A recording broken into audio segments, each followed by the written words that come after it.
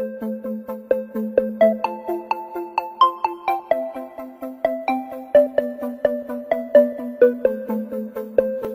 alaikum ага. Кыргыз мамлекетин кытайсыз элестете аласызбы? Улутту мамлекетти сактап калганга эркиңиз жетеби? Сиз кыргыз элинин акыркы үмүтүсүз деп КХ 801 дейт. Атын айтпасаң да капа болобу же билбейм кандай. Кытай мамлекетсиз элестете алам. Мамлекетти, улутту сактап калууга күчүм жетпесе, акылым жетпесе, эрким жетпесе, мен ага умтулбайт элем. Мен аргасыздан ушундай күрөшкө чыгып атам. Менин балдарым менен неберелерим, чеберелерим бөтөн бирөөнүн колун карабасын деп чыгып атам мен. Бардык кыйынчылыктарга чыдап, тишимдин кирин соруп жүрүп, ушул күрөштү улантып атам мен. Урмат Эркин Сариев дейт. Урматтуу Адахан Кызманбаевич, сиз президент болсоз, конституцияны өзгөртөсүзбү? Кайсы статьяларды өзгөртүш керек дейт. Кыргызстандын конституциясына караганда биринчи кезекте адамды өзгөртүшүбүз керек. Адамды өзгөртүшүбүз керек. Конституциянын кайсы жерин өзгөртүү керек дегениңиздерге жооп берип коеюн мен. Кыргызстанда президенттик бийликти орнотуу керек. Президенттик бийликти орнотуу керек. Ошол президент бардык маселелерге жеке керт башы менен жооп берүү керек. Кыргызстанда өкмөт дегенди жоюу керек. Президент өзү жооп бериш керек. 11 министрликтен турган кичинекей ыкчам өкмөт керек. Өкмөттүн башында эл тарабынан шайланган президент болушу керек.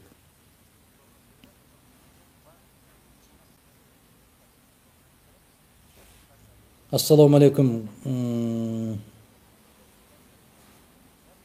Бабанов менен биригип Кыргызстанды өнүктүрүңүзчү дейт. Эгер ал иним келип саясатка киришем деген болсо, маселе жок. Бирок мен окуганыма караганда Аза Саматов мырза ал саясаттан биротоло кеттим деп жарыя кылды. Соке иштей албайт дейт. Мен иштейт деп айткан жерим жок. Сүйүнбаев мырза. Ишиңизге ийгилик байке дейт. Мундус мырзабы. Атамбаевке кандай баа бересиз дейт. Кезинде баа бергенмин. Азыр ал киши тордун ар жагында жаткандан кийин баа бергеним туура эмес болот. Мен ар бир президентке, жетекчиге камчысынан кан тамып, же болбосо айткан дегеним деген болот деп күчүндө турган мезгилде бааларын берип койгон. Карасаңыздар, ошол 2008, 2009, 10 жылдарындагы мезгилдерди өзүнчө деп коюңуздар да, 2010 жылдардагы карап көрүңүздөр. 2005 жылдагы, 1995 жылдардагы президенттерге, Акаевка, Бакиевке, Отунбаевга, Атамбаевка, Жээнбековке не деген бааларды берген, ошолордун баары сакталуу. Карап көрсөңүздөр окуйсуздар. Бүгүнкү күндө мен баа бербейм Атамбаевга. Ал баатырдык эмес. Менден башкалардын баары баа берип атат, кече чогуу чай ичип жүргөндөр.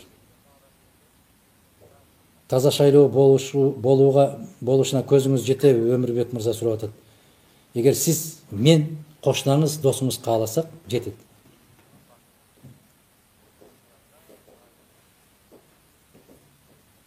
«30 жылдан бери эч оңолбодук. Эмнеге дейт? 30 жылдан бери биз өзүбүзгө өзүбүз суроо бербедик да, эмнеге деген суроону бере албай атабыз.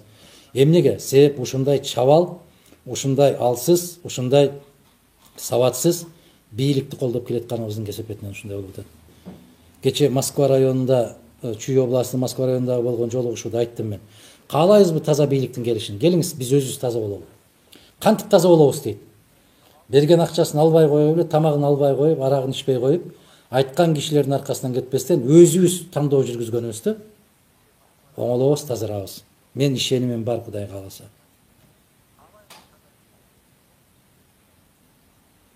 Баткенде жер боюнча айтып кетиңиз дейт. Мен айтпаган суроолор калган жок, жооп бербеген суроо калган жок. Мында болбосо кийинкилеринде, алдыңкыларында ошолорду эле ачып көрүңүз.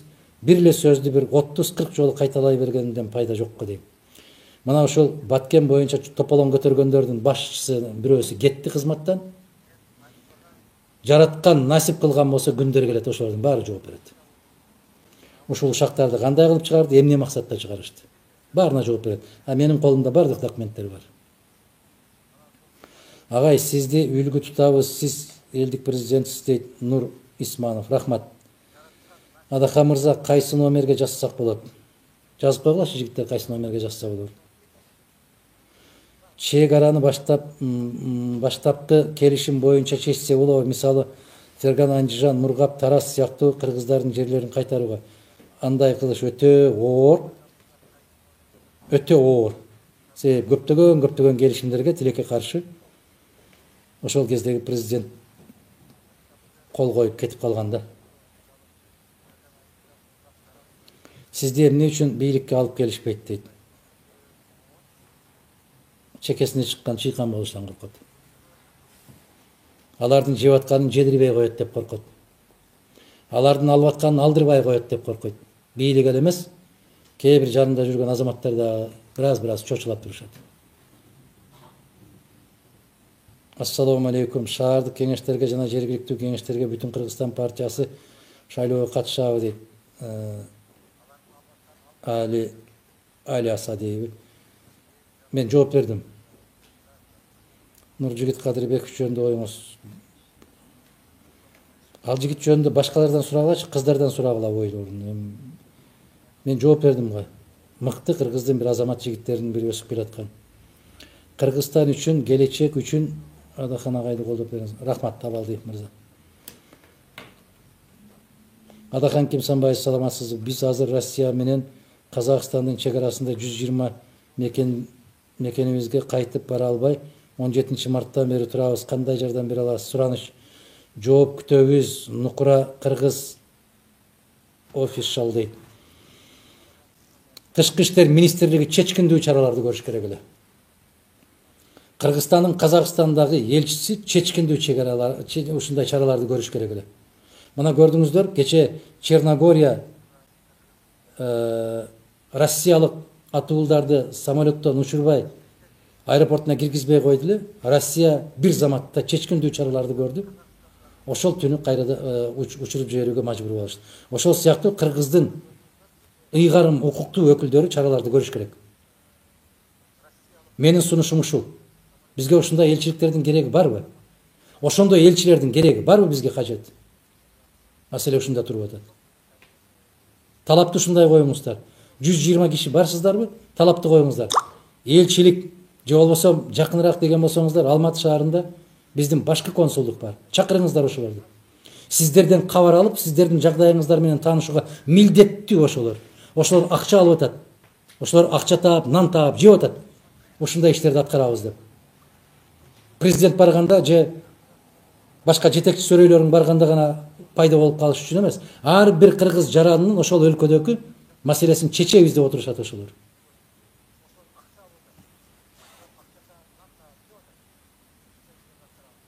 Райым Матраимовго көз карашыңыз дейт. Толтура көз караштарымды айттым мен. Адахан Кимсанбаевич, Акаев менен байланышып турасызбы? Жок. Алымбек деген сурап бериптир. Байланышып турасызбы? Байланышып турган жокмун.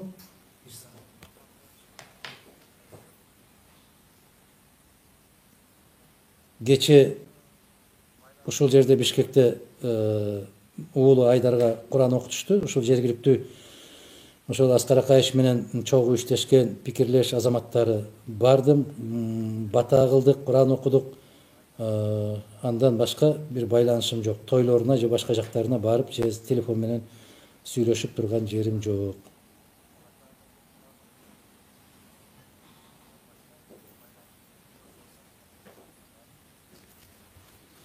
Адахан мырза, вы оставили очень хороший след в истории Кыргызстана. Я не удивлюсь, лет через 20 будет ваш монумент будет украшать наш город Бишкек.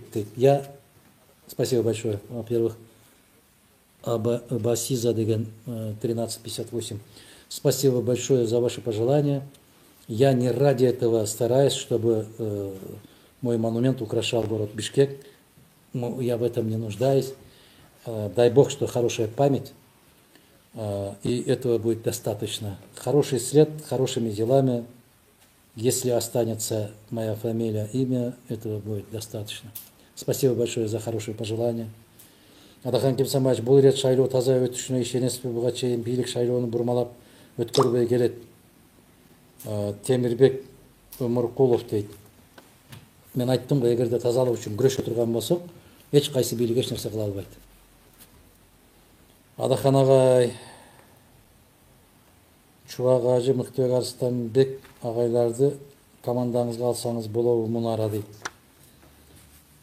Бардык кайдыгер эмес азаматтар үчүн биздин эшигибиз ачык. Бекболсун мырза берип атат, Баткенде бизде газ чыгат экен, ошону кыргызга иштетсе болобу же бул договор менен кеткенби дейт. Ага жооп бере турган өкмөт бар. Өкмөттөн сураш керек. Мен алардын түзгөн келишимдеrini окуй элекмин. Раушанбек Темиров, азыркы кырдаалда кантип жөнгө салса болот? Бийликтин башы жетпей турат. Бир аз жолун айтып койсоңуз. Бийликтин башы жетпесе, башы жете турган азаматтарды чакырсын. Биз ар бир эл менен жолуккандагы сүйлөгөн сөздөрүн угушса, эмне жумуштарды аткаруу керек экендиги жөнүндө жакшы сабак алышат. Ньютурдагы сиздин 55 жылдыгыңызга карата даярдалган чыгарылыш сизге жактыбы? Мен чынын айтайын, бардык жылуу пикирин айткан, куттуктаган азаматтардын бардыгына ыраазычылык билдирем. Могу жерде жигиттер турат, мен ушундай көрсөтүү жасайбыз дегенде мен тыюу салганмын. Ошону жасаган журналисттер да билет. Андай жасалбаш керек, мындай болбош керек деп. Себеп мен көп жакшы көрө бербейм ошондой бир жасалган нерселерди. Бирок чындыгын айтыш керек. Пенде жөнүндө көз жылтырап турганда, ал кишинин жасаган иштерин, өзүң менен чогуу иштешкен кесиптештериң, замандаштарың жакшы жактарын көрүп, ошону баалап турган болсо, бул ар кандай адамга жагат. Жакпайт десем, анда эки жүздүүлүк болуп калат. Кемчиликтер менен кошо жакшылыктарын дагы тең алып айтып жүргөнүбүз менимче максатка ылайык болот. Ким болсо ошол болсун, бирок айта жүргөнүбүз жакшы. Нурислам Миталипов, Адахан аке, айыл чарбасын, мал чарбасын өнүктүрсөк, жаратылышка зыян алып келген завод, фабрика бизге керекпи дейт. Бизге керек, бардык нерсе керек. Бирок ар бир нерсени акылыбыз менен иштеткенибиз максатка ылайык. Сыймык Бекмаматов суроо берип атат. Эми 120 баягы кереги барбы деп жаманыраак жазылып тур. Мен аны окусам болбой калат дейм. Ош шаарынын мэрине көз карашыңыз кандай? Мен Ош шаарынын мэрине көз карашым, эгерде бир шаардагы ошол мамлекеттик каттоо кызматы өзүнө 1,5 миң кишини каттатып алганга уруксат берген болсо, ал мэрге кандай көз карашты болушум керек? Эгерде шаардык кеңешке шайлоолор жүрүп атканда өзү тек гана Жээнбеков айткан, же Жээнбековдун тегерегиндеги жүргөн азаматтар айткан деп ошол партиялардын кызыкчылыгы үчүн жүрүп аткан болсо, эмне деп айтышым керек мен?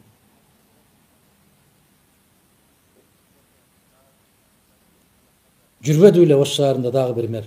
Атамбаевга ким каршы чыкса аны Кудай урсун деп.